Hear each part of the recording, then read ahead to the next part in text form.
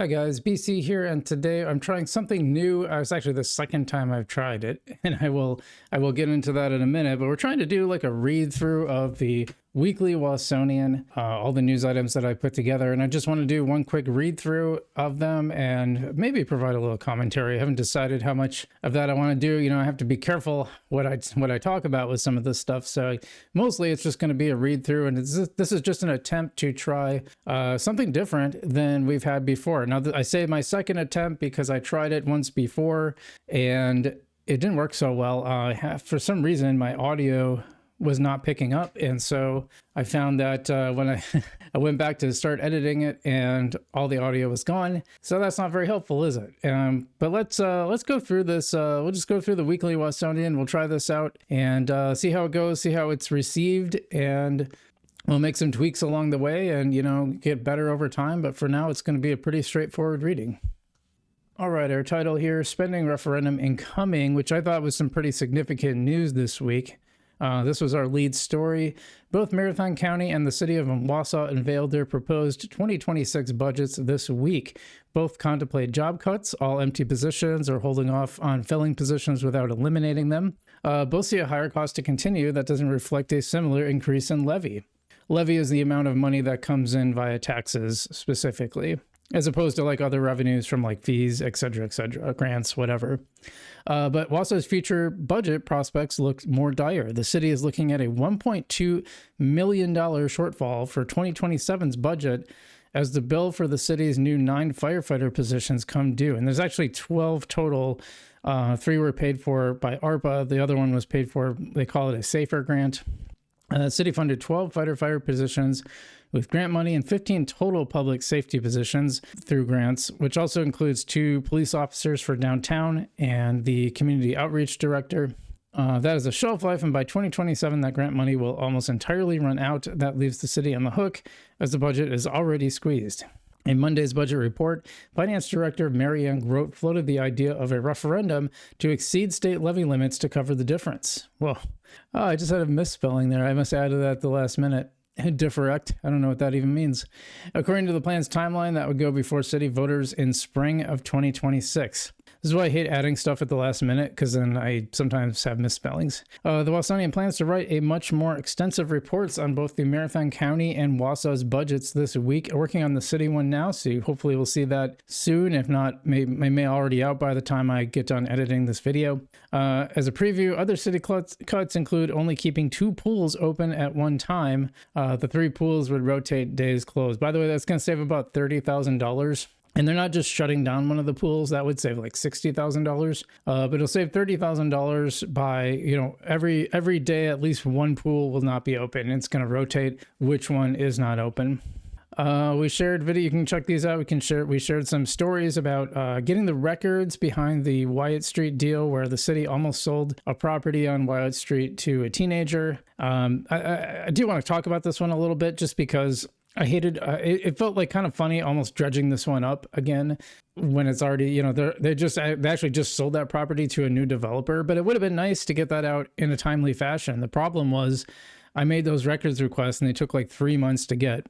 And that seems to be largely because of staffing issues in the city attorney's office, which I go into in more detail.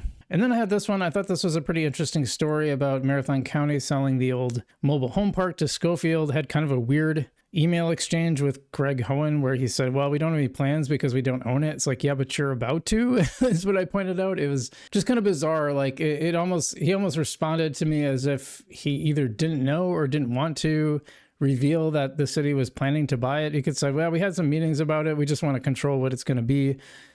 Probably they don't want it to be another mobile home park because of the past issues. But besides that, we also talked about Wausau Ignite's first season attendance and how that my main question that I wanted to answer was, did Wausau Ignite's attendance draw from the woodchucks? My contention is that it did a little bit, but it was a net positive overall. And I think Clark would mostly agree with that. I think he disagreed with some of my numbers, but I realized it's because I counted the doubleheaders as one game instead of counting the second game as like basically a 0. That just doesn't make sense to me. I mean, I can kind of see an argument, but not entirely. Let's see what else we had. Wausau School Board appoints a new member to replace Rush. That would be Jane Rush. She stepped down for, I believe, family or health reasons, something along those lines recently. The Wausau School Board Monday selected 4 candidates to be interviewed for an open Wausau School Board seat left open when Jane Rush stepped down earlier this year. The 4 are Cody Nicolai, who was a former school board member, Charles Berger, Michelle Gleason, and John Huntington. Also applying were Liberty Heidman, Kimberly Sevilla, and Maya King. The selection came after the first vote ended in a tie. Those specifics of that tied vote were not specified at the meeting. Yeah, they didn't really talk about who tied or how exactly. I guess they don't really have to. In the end, it was those 4 who were chosen. And Wausau man was sentenced in a drug trafficking case. A federal judge has sentenced a 40-year-old Wausau man to prison in a cocaine trafficking case. Jonte Johnson is facing 8 years in prison for maintaining a drug-involved location, possessing a firearm as a felon, and selling cocaine. The court case came after he was investigated by the Central Wisconsin Narcotics Task Force. I actually did a ride along with them once. Pretty interesting experience, I have to say. Sheriff's Office IDs 2 killed in a Friday crash. Marathon County Sheriff's Office has identified the 2 people killed in a crash around 10 p.m. Friday at the town of Wausau. Officials say Shirley Erickson, 81, and Arlen Erickson, 82, were killed in a crash on Highway 52 near Forest Lawn Road. Another person was transported to the hospital with serious injuries, officials say, and a fourth person was treated with minor injuries and released. Deputies are still investigating the crash. I believe it was a head-on collision I saw somewhere. This was interesting. Starbucks closing 1% of stores, including the Rothschild location. And this is the one near Cedar Creek. One Starbucks in Rothschild is closed so far as the company expects to close 1% of its stores nationwide. The Starbucks near the Cedar Creek Mall closed over the weekend with a note on the front door explaining the closure to customers. That location only opened in July 2024, according to online records. Hy-Vee acquires County Market Store. Officials with the Hy-Vee grocery chain announced that the company will be purchasing the Wausau County Market on 18th Avenue. The store will close on November 11th and reopen as a Hy-Vee location on November 18th, company spokespeople say. Hy-Vee will also acquire the nearby Circle K convenience store. That's pretty new, by the way, rebranding it as a Hy-Vee Fast and Fresh location. Hy-Vee currently has 8 locations in the state, most of them in the southern part of Wisconsin. Yeah, I thought that was... I think that Circle K opened in like 2018, 2019. I don't remember the exact date. By the way, if you haven't checked out our Wausau weekend guide, definitely a lot of harvest-themed activities, but there's plenty of other stuff as well, so be sure to check that out. Lots of stuff going on this weekend. And we're just going to give a brief view of the sports. DC Evers football getting back to its old unstoppable ways, thinking back to the Coach Steffenhagen days. As it rolled past Eau Claire North 39-7 Friday, the Evergreens remain undefeated in the Wisconsin Valley Conference. I know they got like a more complicated name now. At 4-0 as they prepare to host Chippewa Falls on Friday. Wausau West defeated Wausau East in 4 games Thursday to remain the top Wausau area team in the Wisconsin Valley Conference.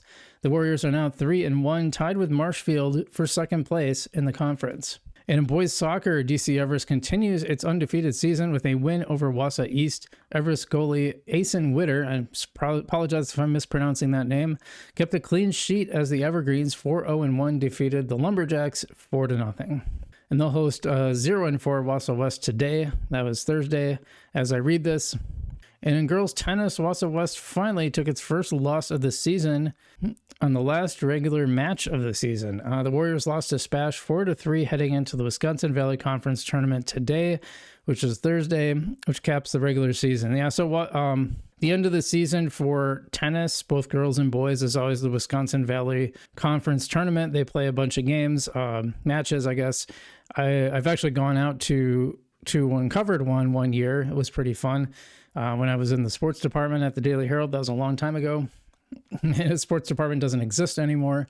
In fact, the whole paper barely exists. And so I thought that was interesting. But anyway, this is our news this week. Let me know what you think about this format. Do you like this? Is there something you'd like to see different? Yeah. If it proves to be fairly popular, then I'll keep doing these. I think they're kind of fun. It's interesting. And since this is not my only YouTube channel, I've kind of worked on my voice, and I think I have a pretty good reading voice, but Probably not as good as AI, but anyway, like I said, let me know what you think and anything you'd like to see different. I think I'm just going to do the weekly Wausonian since this is free to everybody. The rest, you're going to have to go to www.thewausonian.com or wausonian.substack.com.